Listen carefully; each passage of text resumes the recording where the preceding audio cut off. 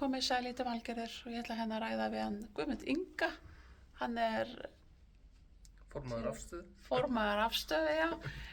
Verkefnið með snýst raun og veru bara hvort að þeir sem í fangelsi vilja nýta sér í sálfræðiaðstoð, bæði hvort sem fangelsi eða eftir afplánun.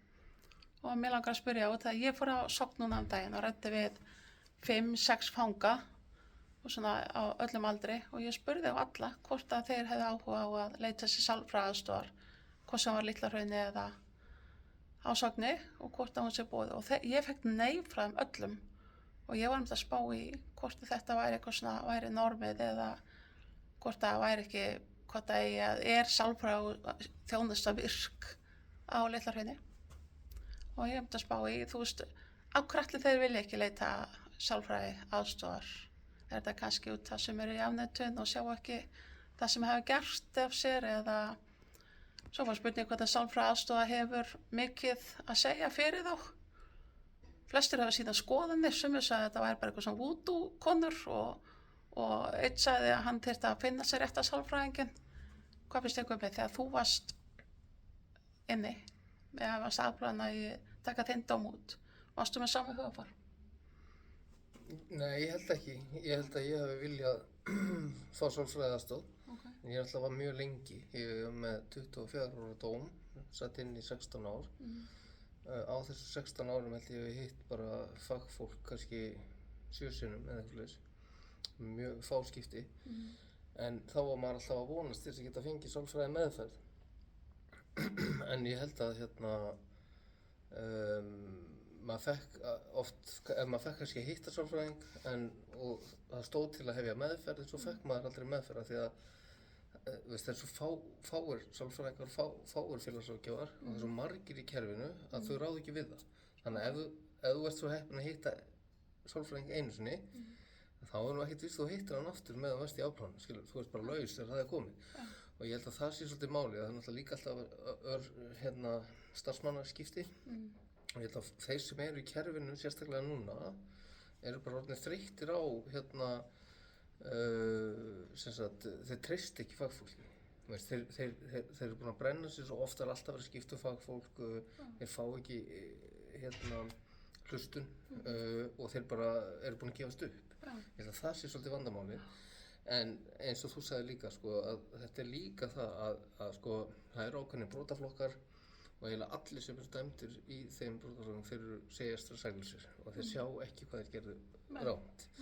Og þess vegna þurfum við að ýta meiri fagþjónustu að þeim og námskeiðum og fá þá svona til að átta sig á þeir eru líka að koma bara þannig lífi, neyslu og annað slíkt sem að þeir er lægi að vera eins og þeir eru, skilur, en auðvitað er það ekkert eðlilegt við það, en þeir átta sig ekkert á því og það getur tekið mánuði og ár að átta sig á þessu hlutum og það er það sem við þurfum að gera inn í fangelsunum. Við þurfum að vera að einbeita okkur að því að vera stöðugt með þá í námskeiðum til að þeir átti sig á lífinu og það er verið að fara að gera það er byrjað á þessu hér og þar heiminn eins og Bandaríkjunum fara menn bara í gegnum ákveðin skóla og á þessum tíma þá væru menn að uppgöta bara, vá, auðvitað, ég er svona, skilur, ég gerði rangt. Auðvitað var ekki konan að biðja mig að berja sig, skilur, það var ég sem að, skilur, en hérna erum við ekki með neitt svoleiðis.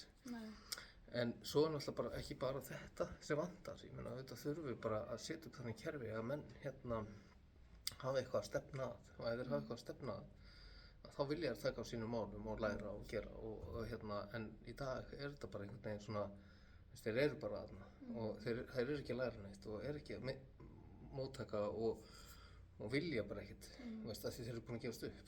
Nú mín hugmynd það sem ég gerði eitt verkefni fyrir einhverju síðan að geta maður haft á kannski sálfræði aðstoð þar sem að sá nánasti kemur með út af nú margir afneitun að segja bara ok, ég ger ekki neitt og svo bíða þér og vona ég losna morgun, losna næsta mánuð eitthvað að vera þá kannski með fyrsta tíma þar sem kannski maki og þá getur maki senni nú stoppað þú gerir þetta af þér.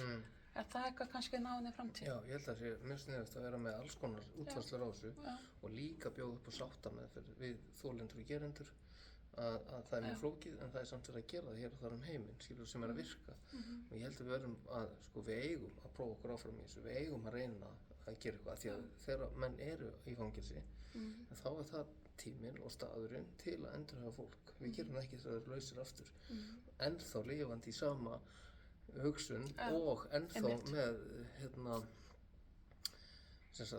með þá hugsun að þeir hafa ekki gert neitt rangt og það sé allir á móti þeim og eitthvað svona skilur. En segðu mér, ég var að lesa, hvar var Afstaða stofnuð og hvenær? Afstaða var stofnuð í Klefa 236 og gangi 2B á Litla-Hrauni árið 2005. Það er magnað. Magnað.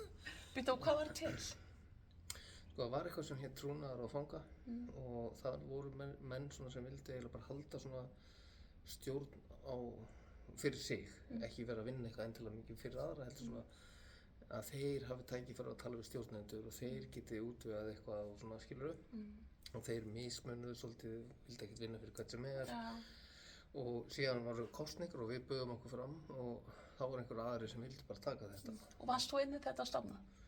Já, ég var einn af stofnendum, já, þannig að við vorum held í 5 eða 6 sem stofnuðum þetta og svo náttúrulega bara dó hitt trúnaðarráðið og við heldum áfram og erum núna 20 ára í ár og Búin að gera alveg helling.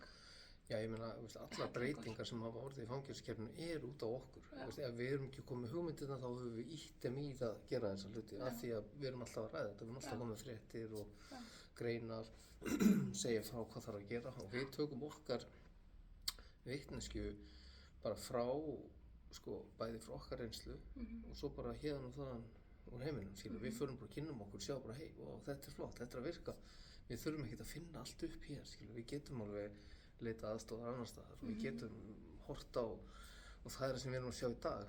Það er svo gaman að fara hingað og þangað í heimsókn og sjá bara hvað mikið að vera í málaflokknum annar staðar. Svo kemur hingað og það er bara ekkert að vera, skilur. Nei, það er mjög sorglegt. Mjög sorglegt. Við þurfum en bara í mínu tilfelli þú hefur náttúrulega hjálpað mér alveg svakalega.